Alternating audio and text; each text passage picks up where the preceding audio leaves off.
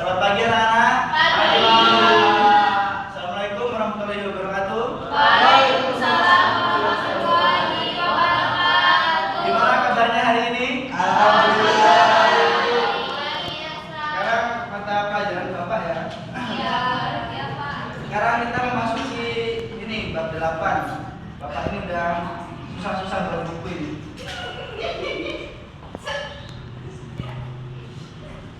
Membiasakan adab ketika membaca Al-Quran dan ketika berdoa ya.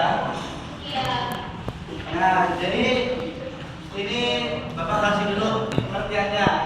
Apa sih itu membaca Al-Quran ya?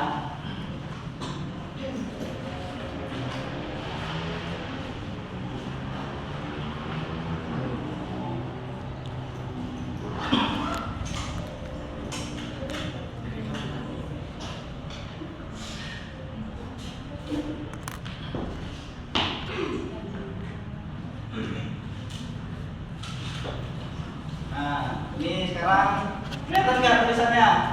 Kelihatan, Pak. Jadi yang pertama itu ada ini. Ketika kita akan membaca Al-Quran itu kita diharuskan dalam keadaan suci ya. Ya. Baik dari hadas kecil maupun dari hadas besar. Kalau misal tadi pagi anak-anak belum mandi, harus mandi dulu. Yang pertama itu ada suci dari hadas kecil atau besar ya. Tadi pagi yang cowok misalnya semalam habis mimpi basah, itu harus mandi ya. Ya, Pak. Yang kedua itu ada ini ukuran bacaan.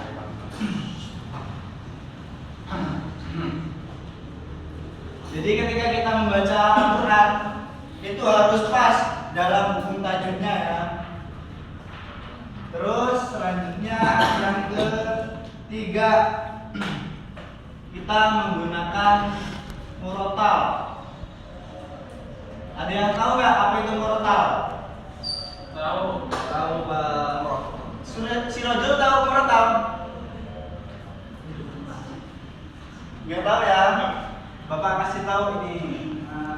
Murotal itu membaca Al-Quran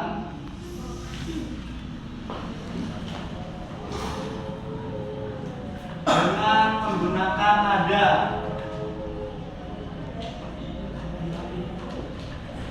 Nada.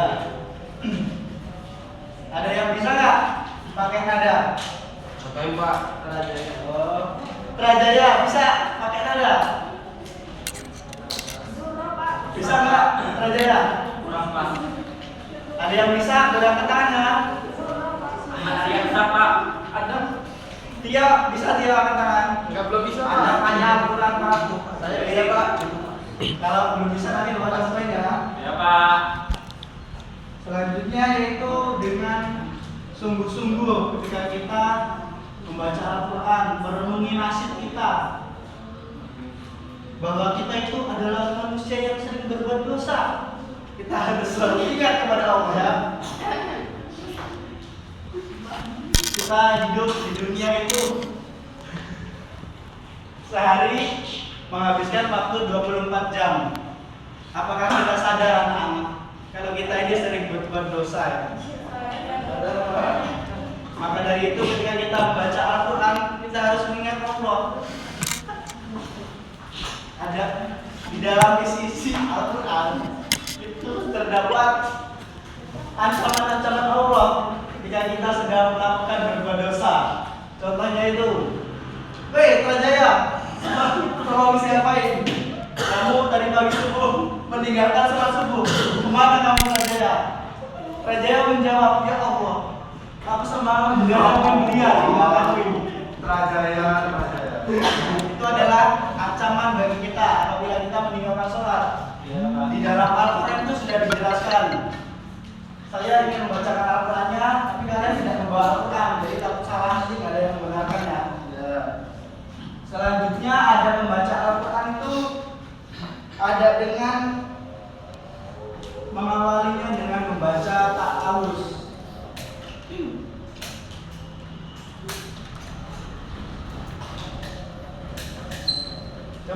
Fai. Bagaimana bunyi ta'awuz? A'udzubillahi minasyaitonirrajim. Namanya apa nih Pak ya? Ya, Pak. Ini nanti dapat nilai 100 nih Pak. Udah ganteng minta ngaji lagi. Sama.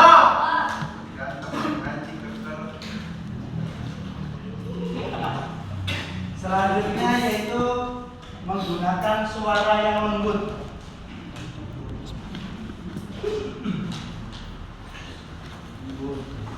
Ini sama aja masuk juga dalam poin yang mortal ini ya. Sampai di sini ada yang mau tanya?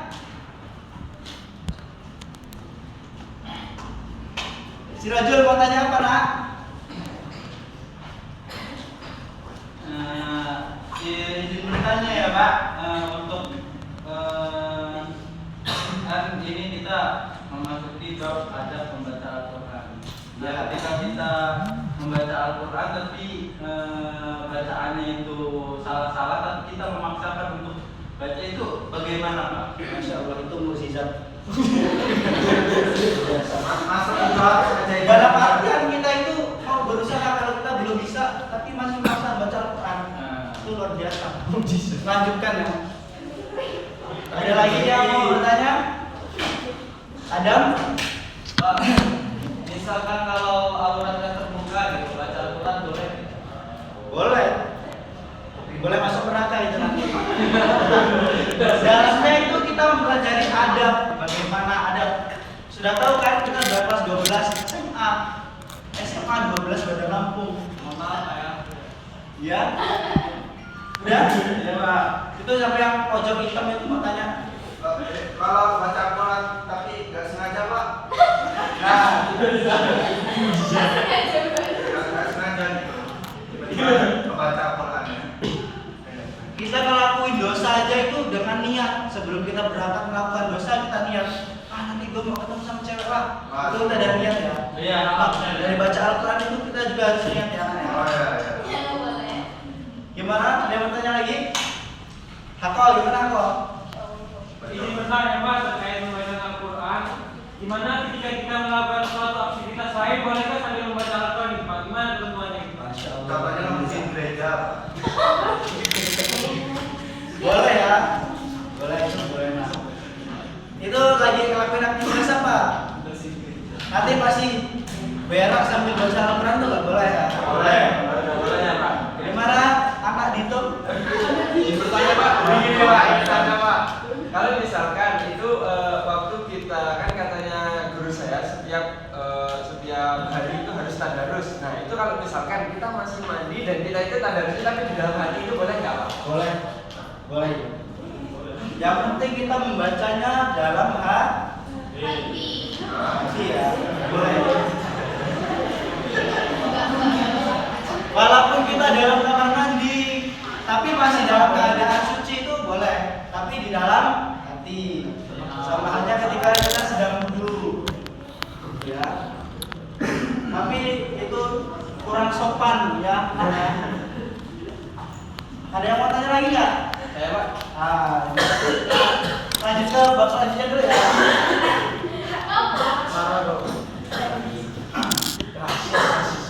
Ini yaitu yang pertama adab membaca Al-Quran. Yang selanjutnya yaitu ketika adab ketika sedang berdoa.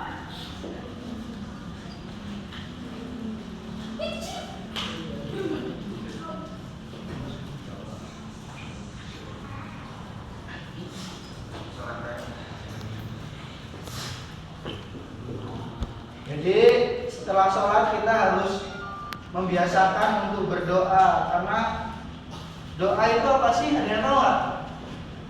Memohon. Ya, betul. Ada lagi yang tahu? Komunikasi dengan ini Maha Kuasa. Masya Allah. Dulu Adam pas MTS mondok di mana? Nak? Aku SMA Pak. Ada pernah minum juga. Ya, betul ya tadi ada yang menerangkan memohon, meminta. Terus ada lagi tadi apa entah? Yang pertama adabnya yaitu adalah kita harus mengetahui waktu-waktu khusus. Waktu-waktu khusus. Supaya apa? Supaya doa kita itu terkabulkan oleh Allah. Terus yang kedua yaitu ada dalam kondisi tertentu. Kondisi tertentu. Yang ketiga ada kita dianjurkan menghadap kiblat.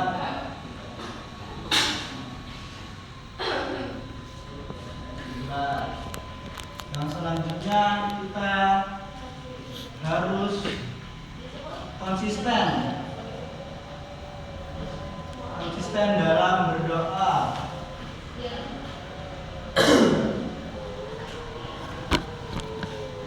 Yang kelima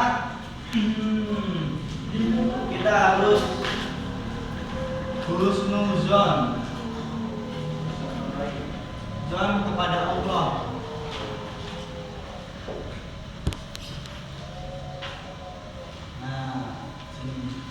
Di sini nanti Bapak akan terangkan apa itu maksudnya dari waktu-waktu khusus.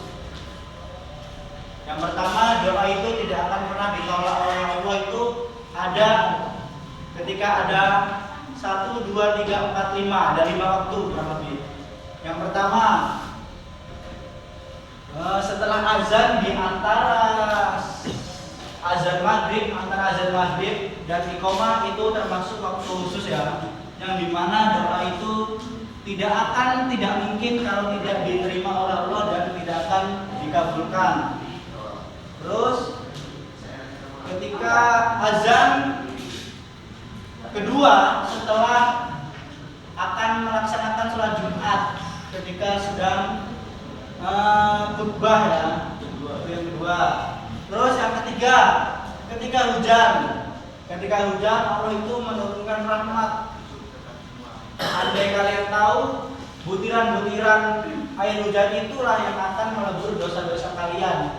Jika kalian hujan, kalian jangan meneduh, tapi keluar dan hujan-hujananlah supaya dosa-dosa kalian itu gugur oleh hujan. Sembari kalian itu berdoa ya. Terus yang keempat itu subuh. Azan setelah subuh, di antara azan dan iqamah setelah subuh. Itu juga termasuk doa yang majbur. Terus yang terakhir yaitu ketika kita mempunyai uang yang banyak dan rezeki, kita naik haji terus kita berdoa di dalam makanan Nabi Muhammad. Disitulah doa kita yang akan langsung diijabahi oleh Allah. Terus yaitu dalam kondisi tertentu. Ini masih mencakup tadi ya yang dari waktu-waktu khusus. Terus dianjurkan menghadap kiblat. Nah, kita kalau doa harus menghadap kiblat. Yang keempat, harus konsisten dalam berdoa. Jadi kalau kita punya hajat, kita harus berdoa secara terus-menerus. Jangan hanya sekali 2 kali. Selanjutnya yang kelima yaitu husnuzon kepada Allah. Artinya kita harus berprasangka baik kepada Allah bahwasanya doa kita itu didengar dan akan dikabulkan oleh Allah. Sampai sini ada yang bertanya? Sudah ya? Baik, mungkin sampai sini dulu pelajaran dari Bapak hari ini. Kita lanjutkan di lain waktu lagi. Bapak akhiri, wassalamualaikum warahmatullahi wabarakatuh.